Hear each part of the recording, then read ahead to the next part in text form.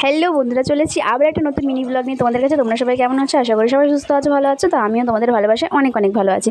তো সকাল সকাল দেখো ঘুম থেকে উঠে পড়েছে। আজকে হচ্ছে আমাদের বিপত্তারিণী পুজো। তো বিপত্তারিণী পুজোটা আমাদের ঘরে করবো না, করবো হচ্ছে পাশের বাড়ি একটা পিসির বাড়িতে। তো সেই জন্য কালকে রাতেই আমাদের বড় ননদ চলে এসেছিলো, আর ছোটো ননদ আসেনি, ছোটো ননদ আসবে আজকে দুপুরবেলা।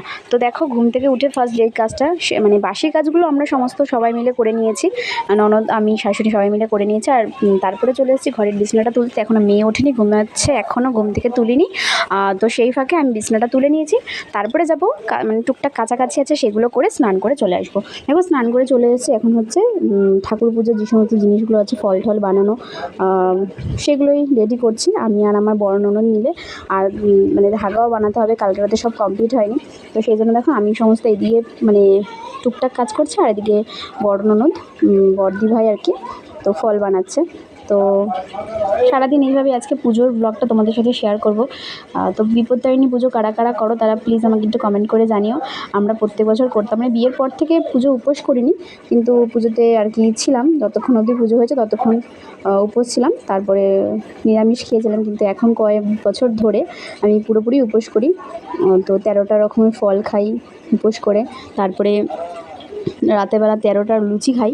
তো সেই সমস্ত কাজবাজ কমপ্লিট করে দেখো এবার মানে বড় ননদ আর আমি দুজনে মিলে করে নিচ্ছি। তারপরে ধাগা বানাবো, একটা ধাগা বানানোর আছে, সেগুলো কমপ্লিট করে নেব। তো দেখো এবার সমস্ত পুজোর সরঞ্জাম গুছিয়ে নিয়ে চলে এসেছি পুজোর এখানে। তো এখানে অনেকে পুজো করেছিল, আমাদের মতন সবাই উপোস করে পুজো করেছিল।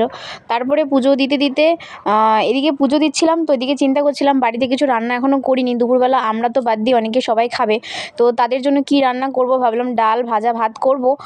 তো তারপরে পুজোর কোনো রকম অঞ্জলিটা দিয়ে হাফ পুজো করে তারপরে বাড়ি এসেছিলাম। বাড়িতে এসে রান্নার কিছু হাফ বসিয়ে আবার ওখানে গেছিলাম। তো এবার অঞ্জলি আমাদের দেওয়া হয়ে গেছে, বাড়িতে চলে যাব, বাড়ির দিকে চলে যাব একবারে সোজা রান্নাঘরে। তো পুজো ওখানে অর্ধেক পুজো হয়েছে, তো ওখান থেকে অঞ্জলি দিয়ে চলে এসেছি। এখন মানে দুপুরে খাওয়া দাওয়ার যেহেতু রান্না বান্না করতে হবে, তো এদিকে একটু আসলাম। এখন করব ডাল বসাবো, আর ভাত করব, আর আলু ভাজা কাঁকরোল ভাজাটা পরে করব। তো তোমরা ভিডিওটা দেখতে থাকো, আশা করি তোমাদের ভিডিওটা ভালো লাগবে। তো চলো টাটা। এদিকে দেখো বাড়িতে এসে সঙ্গে সঙ্গে রান্নাঘরে ঢুকে সোজা একটু দেরি করে নিই, মুগ ডাল ভাজতে বসিয়ে দিয়েছি। এবার মুগ ডালটা ভেজে জল দিয়ে ভালো করে ধুয়ে তারপরে মুগ ডালটা সেদ্ধর জন্য বসিয়ে দেবো। আর এদিকে নিয়ে নেবো চাল। তো চালও আমাদের আমি বড় ননদ আর শাশুড়ি বাদে সবাই খাবে, সেই জন্য সেই পরিমাণ অনুযায়ী চাল নিয়ে তারপরে চালটাও ধুয়ে বসিয়ে দেবো। আর ভাত ডালটা বসানোর পরে এদিকে বড় ননদ ভাজার জন্য কিছু জিনিস কাটবে, যেমন পটল ভাজা করব, কাঁকরোল ভাজা আর আলু ভাজা করব। তো সেগুলো কেটে দিচ্ছে, আমি এদিকে ভাত ডালটা বসিয়ে নিচ্ছি।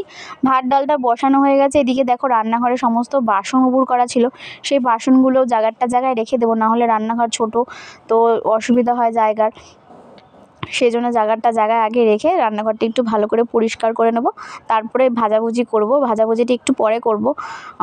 তো এই জন্য দেখো নুন হলুদ মাখিয়ে রাখবো ভাজাতে, তারপরে ভুজিটা পরে করব। আবার এদিকে অনেকক্ষণ টাইমও হয়ে গেছে, বেলা অনেকটাই হয়ে গেছে। পুজোর দিকে কাজবাজ করতে করতে বুঝতেই পারিনি কখন এত বেলা হয়ে গেছে। দেখো এদিকে সমস্ত বাসনটা গুটিয়ে এবার রান্নাঘরটা পরিষ্কার করে নিয়েছি, চলে যাব ওই পুজোর ওখানে আবার। গুণা জানিলে রানী বাপকে চাকরিনী গিয়া নিজ ঘর গোপনে আনিয়া মাংস দিল রানী করে। মাংস লই রানী তবে লুকায় রাখিল, সচতুর এক ভূত দেখিতে পাইল। তো দেখো আমাদের পুজো সমস্ত কমপ্লিট, আর এই দেখো হাতেই বিপত্তারিণীর ধাগা পরে নিয়েছি, আমরা সবাই পরে নিয়েছি। তো আমার হাতটা একটু দেখিয়ে নিলাম তোমাদের সাথে। আর তারপরে দেখো ভাজা এদিকে করে নেবো, এদিকে করে নেবো পটল ভাজা, তারপরে কাঁকরোল ভাজা আর আলু ভাজাও করব ওদিকে। তারপরে এদিকে সবার খাওয়ার জন্য চলে এসছে সবাই বাড়িতে, মানে বাবু, বড় জামাইবাবু আর সবাই। আমার বড়মশাই বাড়িতে নেই, বড়মশাইয়ের কাছে কাজে, তো ওরা খাবে, এই জন্য তাড়াতাড়ি করে এখনও শাড়িটা ছাড়তে পারিনি। ওখানে অঞ্জলি দেওয়া হয়ে গেছে, সমস্ত কিছু কাজকর্ম হয়ে গেছে। তো চরণমিত্রও খেয়ে নিয়েছি। তো তারপরে বাড়িতে এসে কাপড়টা যে ছাড়বো সেই সময়টুকু নেই, মানে ওই টাইমটুকুতে তাড়াতাড়ি করে রান্না করলে আর কি তাড়াতাড়ি করে সবাইকে খেতে দিতে পারবো, সেই টেনশনেই আছি। তো এদিকে ননদও অনেক হেল্প করে আমাদের, বিশ্বাস করবে না। আমার ছোটো ননদও মানে বসে নিয়ে এক সেকেন্ডও কাজ করতে থাকে আসলে। আবার এদিকে বড় ননদ হাতে হাতে কেটে কুটে দিচ্ছিলো। তো সবাই মিলে একসাথে করলে তাড়াতাড়ি হয়ে যায়। তো দেখো সন্ধেবেলা এবার মেয়েকে পড়তে মানে নাচতে নিয়ে গেছিলাম, নাচার ওখানে ক্লাস ছিল আজকে।